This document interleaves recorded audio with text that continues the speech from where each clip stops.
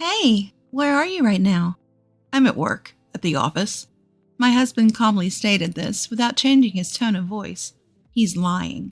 You're right in front of me. To betray me so easily? Well, I have my plans too. By any means necessary, I'll send you straight to hell. My name is Karen, 33 years old. After graduating from college, I got a job at a multinational corporation.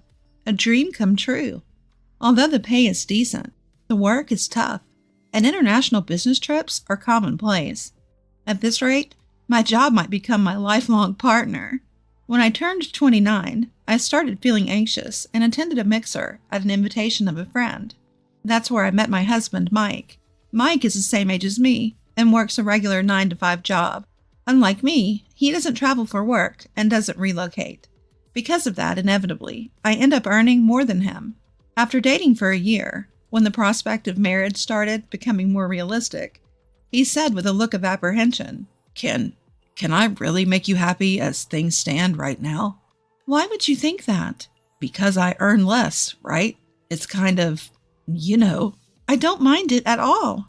I'm with you because I love you, Mike. I feel the same way, but are you really okay with me? With a look of uncertainty on his face, Mike looked at me. Even his doubtful expression seemed endearing to me. I looked directly into his eyes and expressed my true feelings. I want you, Mike. It's you I love, not anyone else. Karen, thank you. I want to be with you too.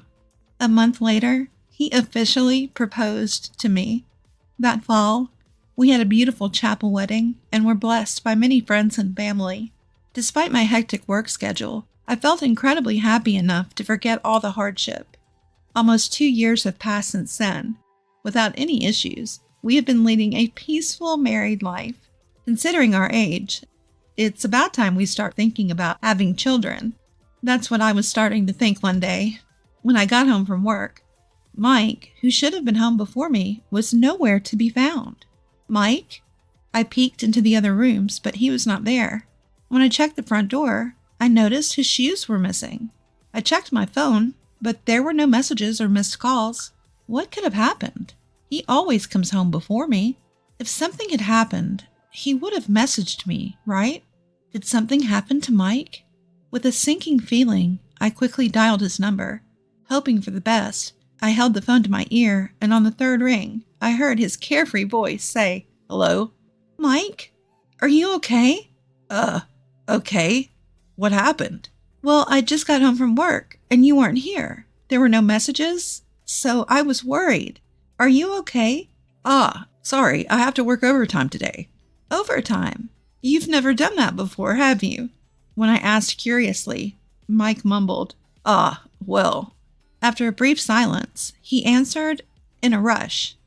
The truth is, I've been given a big project. Apparently, if the results are good, I might even get promoted. That's why I need to work overtime, even if it's hard. Promotion? That's great. Yeah, so I think I'll be working overtime more often from now. But don't worry about me. See ya. Wait a minute, Mike. But he hung up the phone without responding. Despite his unilateral attitude, I felt happier than anything. So Mike finally has a chance for a promotion. He was always concerned about the difference in our incomes. I hope this gives him some confidence. Of course, I have no complaints about his current salary. At least as long as we both keep working, we won't face any hardships.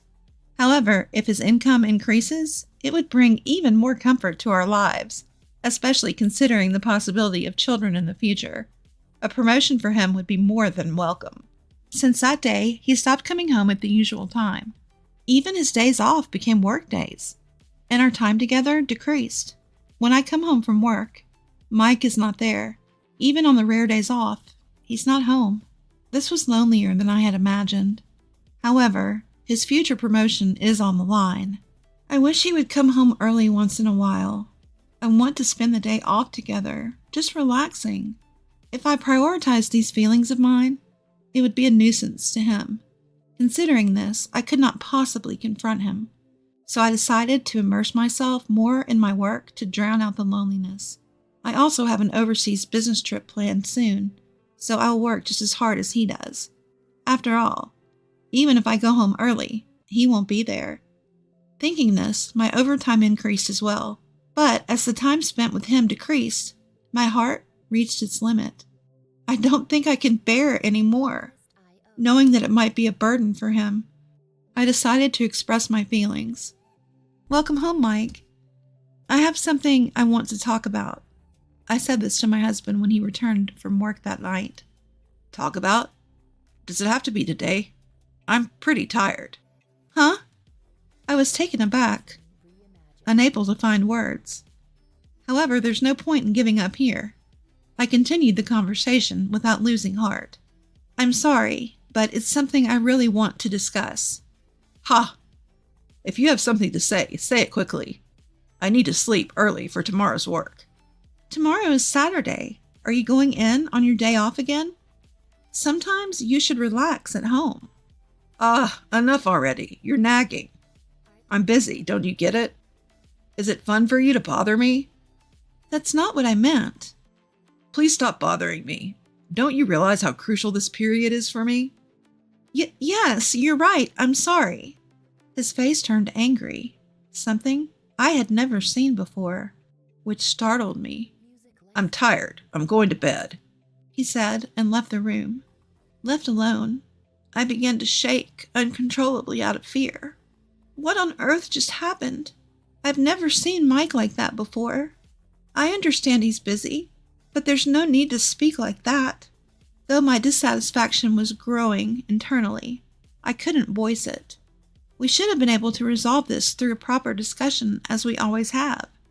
But I was too afraid to express my true feelings to him at that moment. As the days for my overseas business trip were approaching, I had been working late.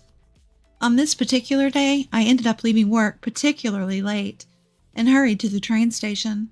Unfortunately, the train was delayed. The chances are slim, but Mike might have gotten home before me.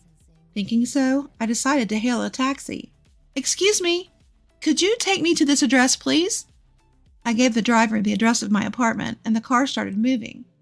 During the ride home, I didn't have the energy to look at my phone, so I blankly gazed out at the scenery. Stop the car, please!" Before I knew it, I found myself shouting at the driver. I opened my eyes wide and reconfirmed the scene outside the car window. That's when I saw it. Across the pedestrian walkway, Mike was walking with a woman I didn't recognize. "You've got to be kidding me. Mike, why? Weren't you supposed to be busy with work?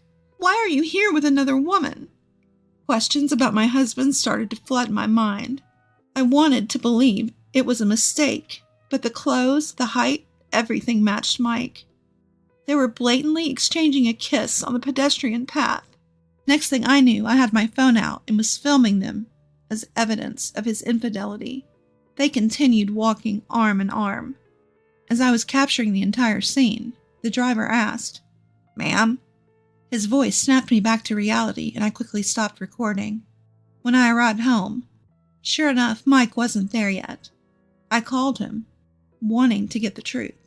Only the ringing sound of the call echoed emptily from my smartphone. After a few attempts, he finally answered. "Don't keep calling me over and over. You should know I can't answer if I'm not picking up, right?" "I'm sorry, but there's something I want to ask you." "I'm working overtime. I'm sorry, but could we talk later?" "Overtime? You don't mean cheating, do you?" "What?" There was a pause. Then I heard his voice filled with anger. After a while, he let out a disgruntled sigh. "Enough of this. How can you say such a thing to your husband who's tired from work? Forget it. I'm not coming home tonight." Then he hung up abruptly. Judging by his reaction, it seemed like his affair was confirmed. A strange emotion, neither anger nor sadness, welled up within me. So he was really cheating on me. We have to talk about this. Things can't continue as they are. True to his word, Mike didn't come home that night. From the following day, he'd come home, but there would be no conversation, let alone discussion. In the end, the day of my business trip arrived first. This time, it's a 2-week trip overseas. On the morning of my departure, as I was wondering how to address Mike, he started talking to me first. Karen, you're leaving for a business trip today, right? Be careful, okay? Huh? Oh, yes, thank you. But 2 weeks is such a long time. You often go on these trips, but I still can't get used to it. And it feels lonely. Lonely? Do you really feel that way? Of course.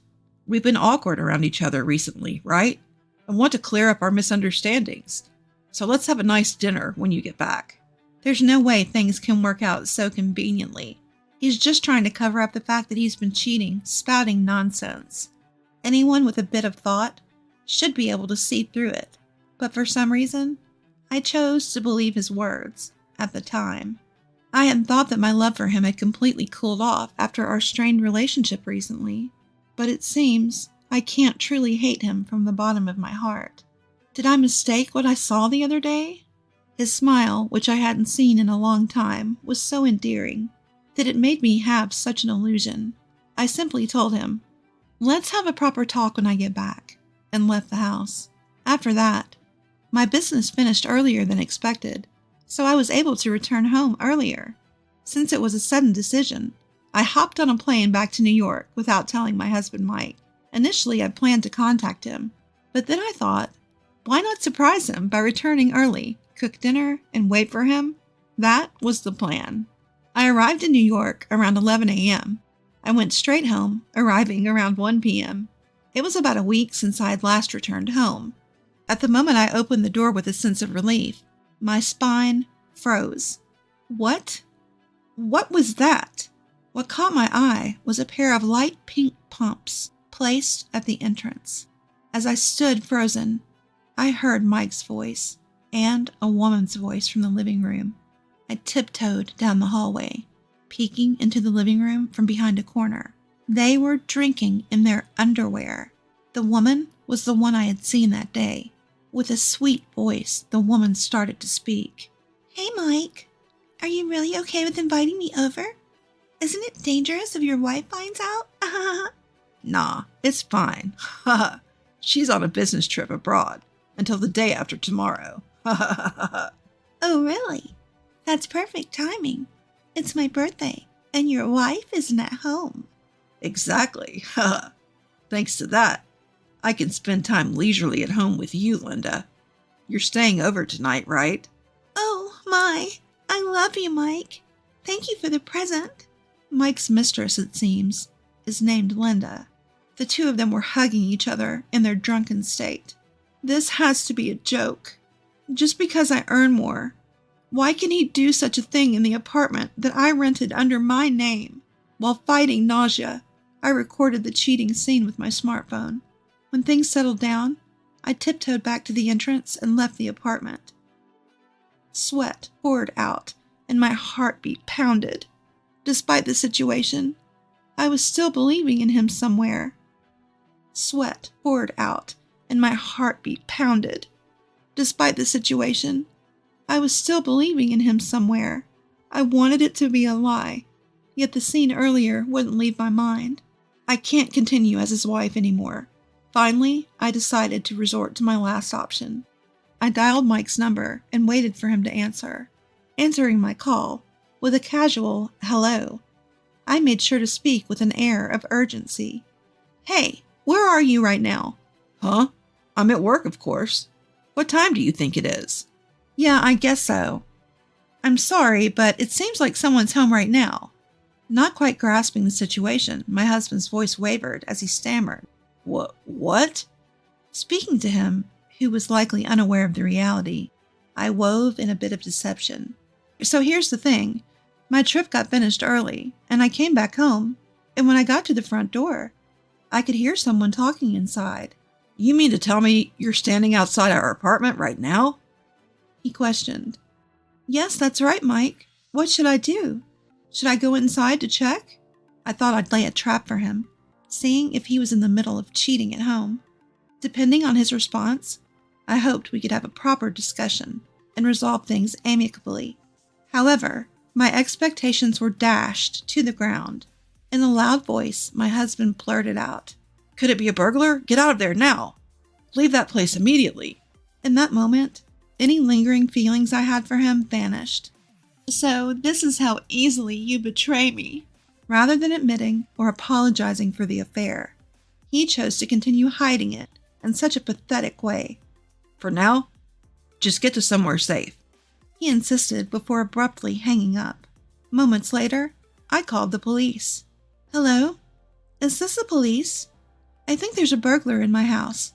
I can hear unfamiliar voices. Yes, thank you. As I ended the call and stood waiting, 2 police officers arrived a few minutes later. I repeated the circumstances to them, and we proceeded to my apartment together.